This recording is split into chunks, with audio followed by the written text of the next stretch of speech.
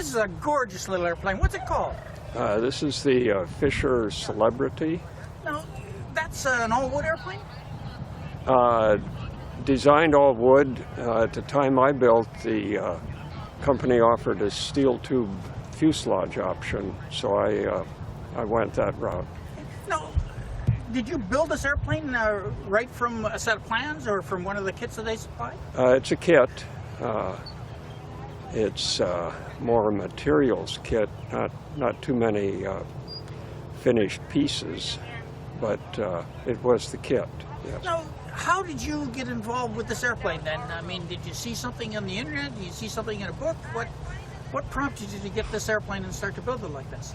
You know, I'd built a Glasair RG that I still fly, and I guess I just wanted something at the other end of the spectrum, something low and slow. I looked at Kit Fox, and then I got bitten by the biplane bug, I guess. And I didn't necessarily want a Pitts type, you know, hardcore. Hard to fly, and right. You want more of a little backyard flyer. Right. So, when did you first find out about the Celebrity, or how did you first find out about it? This was in the early 2000s. Well, wait a minute. No, in the late 90s I started. I finished the airplane in '02. Took about 4 years to put together. But I was looking at a couple of kits. The Spirit Renegade, was it? Renegade Spirit from Murphy. Right. Yeah. The Murphy, and it seems like there was another, and then this one. And then Fisher had smaller two-stroke powered. Yeah, they had the Celebrity and, or not the Celebrity, the Classic. Right, FE, right. And 404. I kind of thought I wanted to stick with a conventional Lycoming or Continental. Now, this airplane looks a little different than the rest of the Celebrities. It's more of a, I don't know, an older style of look to it than what I've seen of the Celebrity. I built it pretty strictly by the plans with just a couple of little changes. The motorcycle wheels, pretty obvious. They're off a Honda. And then the little headrest is just a fiberglass piece I built up. And they do change the look of it quite a bit. Now, what kind of power are you using on it? It's a O235. I stayed with the low compression version so I could use the auto fuel. I think they're rated, is it 105 or 108 horsepower? Now, is that an engine that you picked up used and then did some I did, work on yeah. it? Yeah, it was in pieces, and I had some machine work done and then put it together. Now, you've got this airplane. How many hours do you think you've got into building it now? Building? Yeah, building time.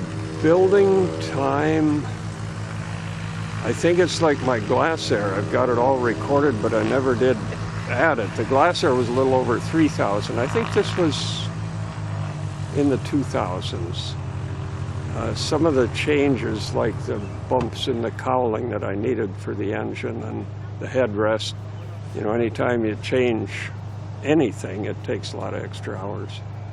Now, an airplane like this, when you get it up and flying with this engine, what kind of performance do you get out of it? Real good climb, but slow cruise, 80 to 85. You know, there's just a lot of drag in the airframe in general, and then the round cowl adds drag. So you can add lots of power and not see much speed. No, the one that I flew, a little tricky at landing with those wings that are so close to the ground. I've not got a lot to compare it with. I think of it as pretty docile, but the other side of the coin is it's sort of blind. The way my straps are, I can't lean a whole lot. So as you get into the three-point attitude, it is pretty blind, but the actual handling is pretty docile. Now, how did you get the airplane finished the way that it is? I mean, are you using a standard aircraft fabric covering materials on it? Yeah, it came with the Stitz system. At least the basic fabric. Had to purchase the finishing materials, but the fabric came with the airplane, and it's the Stitz. And then, what type of paint are you using on it to get the look that you've got? It was the Stitz, Oh, the so you use the poly, polyfiber? right? Yeah. So, now, how many hours have you got flying the airplane now? Just shy of 400. You've got 400 hours in this old girl? Yeah. I mean, it looks like it just came out of the showroom. Well, it's I get to hangar it, so it's kept inside. Now, what kind of trips have you made? Like, are you just flying around the patch, or? Lots of little lunch runs, 20 minutes, 25 minutes. Very few cross countries, just down to the Portland area, over the mountains to Wenatchee a time or two, but it's real short range. What kind of capacity, fuel capacity, do you have on the airplane? Just the 12 gallons. And what are you using, 4.5, 5 gallons an hour? It's more like 6, so it's real short range. So if somebody wanted to get in contact with you and get a little more information on the airplane, maybe on some of the construction techniques that you've used, is there a phone number where they can reach you? Yeah, and anything I'd have to say would be a little out of date, you know, because it was a few years ago. But sure, I'd be happy to talk to a builder.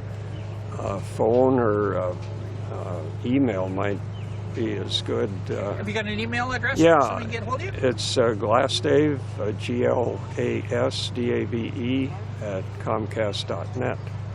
Thank you very much for your time. I really appreciate that. Sure, thank you.